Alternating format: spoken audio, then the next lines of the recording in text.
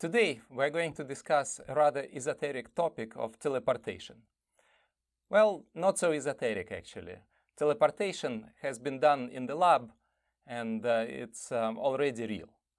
Of course, we can't teleport large objects yet, and so the best we can do right now is teleporting an atom of hydrogen. Now, what's the idea behind teleportation? So we want to move an object from point A to point B. And actually, we are not going to move the physical object when we do teleportation. Instead, so what we say is that every object is completely determined by its quantum state. And so what we are going to do is we're going to shift a quantum state from location A to a system that's located in a different place B. Right? So this is our idea. And today we're going to discuss quantum teleportation of a single quantum bit. However, these ideas are applicable not only to a single quantum bit, but to larger quantum systems as well. Now, what is our starting point?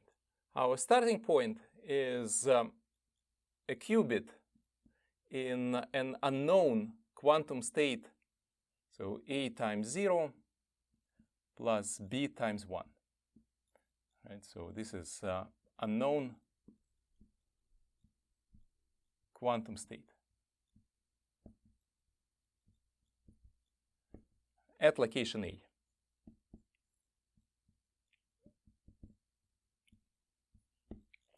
Now, the naive approach is, so why don't we measure this state and then recreate identical state in location B?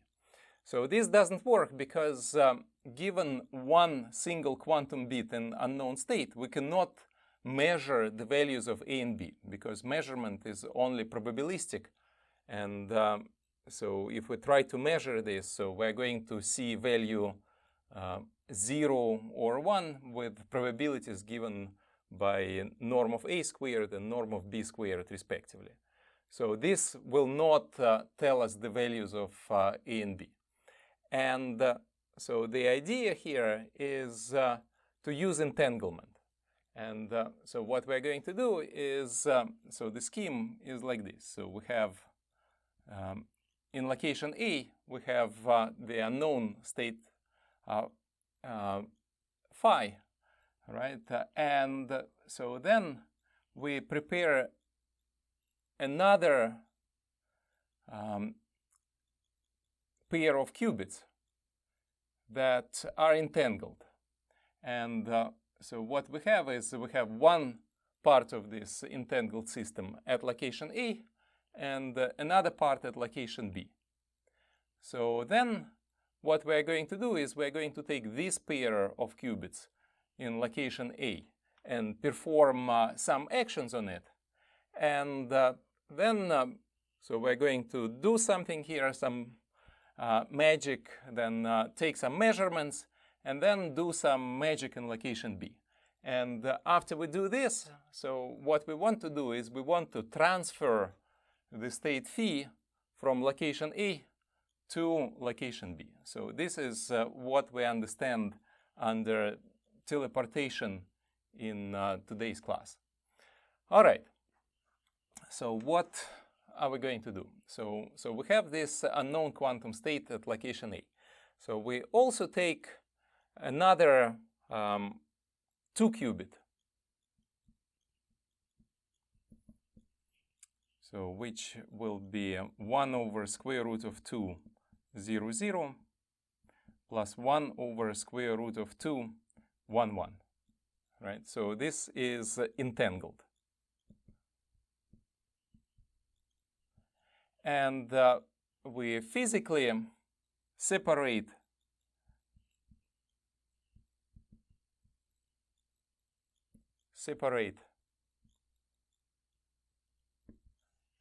this state or this system, sending the first bit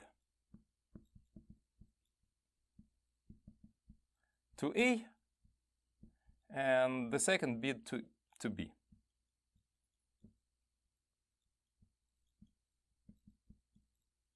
So this actually can be done in advance. So we could have prepared this 2-qubit in advance, and so had two parts of this entangled state already, one in location A and another in location B. So now let us see what will be the joint state of this system. So the joint state is going to be a tensor product of this 1 qubit with this entangled 2 qubit. So this is going to be A times 0 plus B times 1, tensor product with 1 over square root of 2, 0, 0, plus 1 over square root of 2, 1, 1. Now let's expand this. So if we expand this, we get the following expression. A over square root of 2 times 0, 0, 0 plus A over square root of 2, 0, 1, 1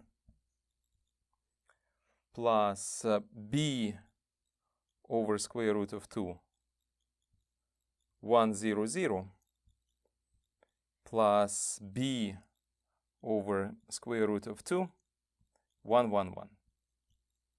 Next, we're going to take our joint state and apply a unitary transformation in the first 2 bits. So we know that evolution of quantum systems is described by unitary transformations, so this is a valid procedure. This unitary transformation is going to be based on the following Bell's basis. So we take the following 4 vectors in the 2-qubit space. So let's take psi1 equals 1 over square root of 2, 0, 0 plus 1 over square root of 2, 1, 1. Psi2 is 1 over square root of 2, 0, 1 plus 1 over square root of 2, 1, 0. Psi3 is 1 over square root of 2, 0, 1 minus 1 over square root of 2, 1, 0. And finally, psi4 is 1 over square root of 2, 0, 0 minus 1 over square root of 2, 1, 1. So we see that these 4 vectors are orthogonal to each other.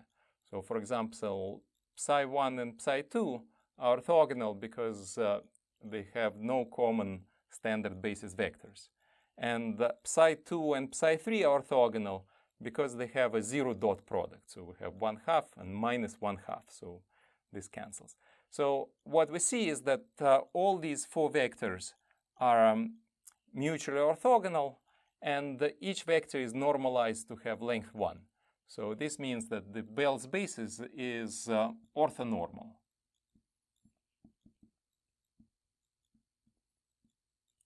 Now, we know that a transformation is unitary if it transforms a standard basis into an orthonormal basis. So now we can use Bell's basis to construct a unitary transformation. So that will send 0, 0 will be sent to psi1, 0, 1 will be sent to psi2, 1, 0 will be sent to psi3, and 1, 1 will be sent to psi4. Since we are transforming the standard basis into an orthonormal basis, so this linear transformation is going to be unitary. Now, let us apply this unitary transformation to the first 2 bits of our joint state. So now applying U, so we're going to get the following state. So we're going to get A over square root of 2. Now this 0, 0 will be replaced with psi1, and we have tensor with 0, plus a over square root of 2. So this 0, 1 will be replaced with psi2 and tensor with 1, plus b over square root of 2. So 1, 0 is transformed into psi3, and the last bit is 0, plus b over square root of 2, psi4, tensor with 1. Next, let us take the resulting state and expand it back in the standard basis using these representations for psi1, psi2, psi3, and psi4. So what we're going to get is the following state. So we have, so here we use the expansion for psi2. So we're going to get a over 2, right? So this square root of 2 will be multiplied by square root of 2 here. And we get 0, 0, 0 plus a over 2. Now the second term for psi2 is 1, 1, 0. Then for psi2, we have a over 2. So in psi2, we have 0, 1. And the last bit here is 1. Plus a over 2, 1, 0, and the last bit is 1. Now we take the terms with psi3. So plus b over 2. So we have 0, 1, and the last bit is 0, minus b over 2. So here we have the first two bits are 1, 0, and the last bit is 0, plus b over 2. So the first two bits in psi4 are 0, and the last bit is 1, and minus b over 2, 1, 1, and 1. And now let us group terms with the same first two bits. So for example, when the first two bits are equal to 0, 0, so we're going to get the expression in the last bit is going to be a over 2, 0, and from this term plus b over 2 times 1. Plus, so when the first two bits are 0, 1, tensor with a over 2 times 1, and we have b over 2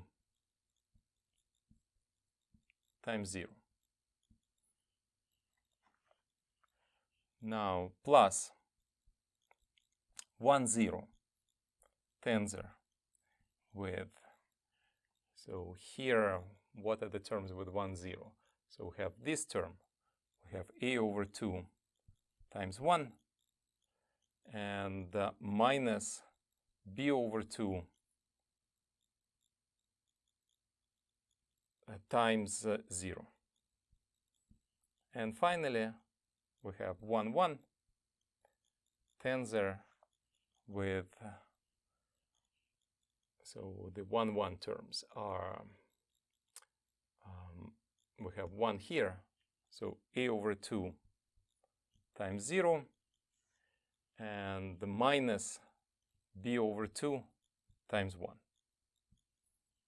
At this point, we're going to measure the values of 2 bits at location A.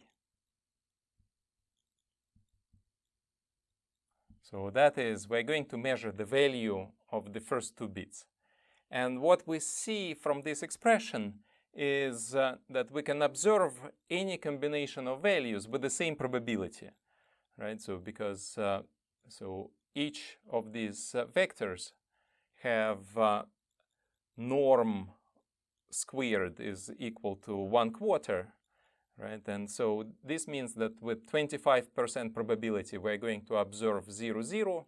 With 25% probability, we're going to observe 0, 1, and so on. So let us write down what are the possible outcomes of observation. And so if we observe 0, 0, so this means that what will happen with the third bit? So the third bit will collapse into a renormalized state that corresponding to this vector here. If we observe 0, 1, then our state will collapse to renormalized this part, right? And so we know what will happen to the last bit. So, okay, so let us write down. So if we observe 0, 0, then the third bit collapses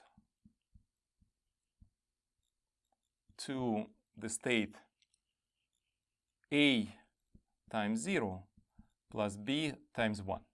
Well, this 1/2 will disappear because of the renormalization. So we need to renormalize back to norm 1. And if we observe 0, 1, then our third bit will collapse to B times 0 plus A times 1. If we observe the combination of values 1, 0, then this tells us that the third bit will collapse to minus B times 0 plus A times 1. And finally, so if we observe 1, 1, then the last bit will collapse to A times 0 minus B times 1. Right? So here we have these 4 cases. So we have 1, 2, 3, or 4. So each of these 4 cases occurs with probability of 25%. Our next step is we're going to transmit observed values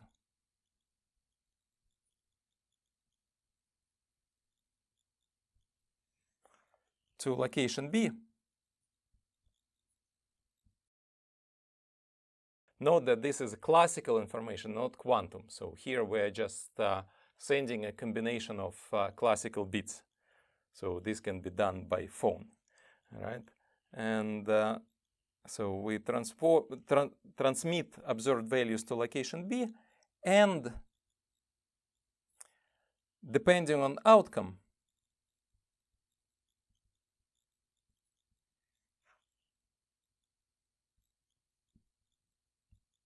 of these observations, so perform one of the 4 of the following 4 unitary transformations at B. Now, in case 1, so we do nothing. We just apply identity transformation. And then, so what we see is that so this value of the third bit is already precisely equal to our original state phi.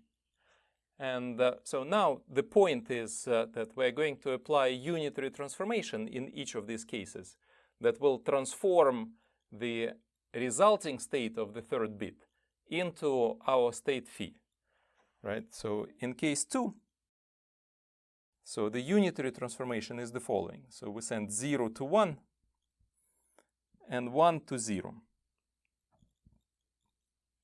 right? So if we apply this unitary transformation to this vector, so if we transform 0 into 1 and 1 into 0, then we're going to get phi. Right? In case 3, so what do we have to do? So we have to send 0 into -1, and 1 will transform into 0. Right? Again, so this basis is orthonormal. So this means that this transformation is unitary. And in case 4, so all we have to do is we send 0 to 0, and we send 1 into -1. Right? And so then in all cases,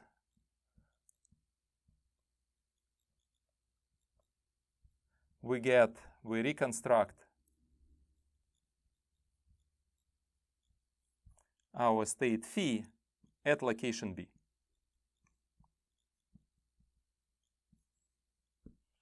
And so this is the end of our teleportation procedure. So let us just again go through the steps of this teleportation procedure. So here at location A, we have 1 qubit in general unknown quantum state here. And so then we also take a 2 qubit, which is entangled. And one part of this qubit sits in location A, and the second part is physically moved to location B. So we know that, say, with photons, we can do this. So this Chinese satellite experiment was able to send 2 photons forming an entangled pair at a distance of more than 1,000 kilometers from each other. So next, we take the 2 bits that are placed in location A and apply a unitary transformation that was based on the Bell's basis here. And after we apply this unitary transformation, we measure the values of 2 bits in location A. So when we do this, so the state at location B will collapse to one of the 4 states here. And so then we take our outcomes of observations and transmit them to location B. And depending on what outcome was achieved, we apply in location B one of the 4 simple unitary transformations. And again, so this is a valid procedure. So we know that to a quantum system, we can apply a unitary transformation. And as a result, we get that this quantum bit at location B in all cases will be reconstructed to the original quantum bit that was in location A. So what we did here is we achieved teleportation. So we were able to move a known quantum state from location A to location B. Now, let us make a few remarks here. So the first remark is that at no point we were able to uncover the values of A and B. So the values of A and B remain the mystery. So we never knew what they are. And so we were able to reconstruct exactly the same quantum state in location B, but we never learned what was the quantum state itself. So then another remark is that here this teleportation is not instantaneous. So we cannot beat the speed of light here, because the part of this process is transmitting classical information from location A to location B. So this means that we cannot send the information from A to B faster than speed of light, and so we cannot perform teleportation faster than the speed of light. So we don't break relativity theory here. And finally, so we can see that in this process, we destroy the value of one qubit in location A. So this means that we never create two copies of the same qubit. And so this also tells us that we have just one shot at teleportation, right? So if something goes wrong, so we are going to lose our quantum state. So this means that, so please don't do this at home with your cat, right? So this is a dangerous procedure. All right, so here we see that science fiction is getting closer and closer to life, right? And so this teleportation procedure was tested in a lab on photons and even on atoms of hydrogen. So we were able to teleport the state, quantum state of an atom of hydrogen from one location to another location. But of course, so we are far away technologically for performing teleportation on macro objects.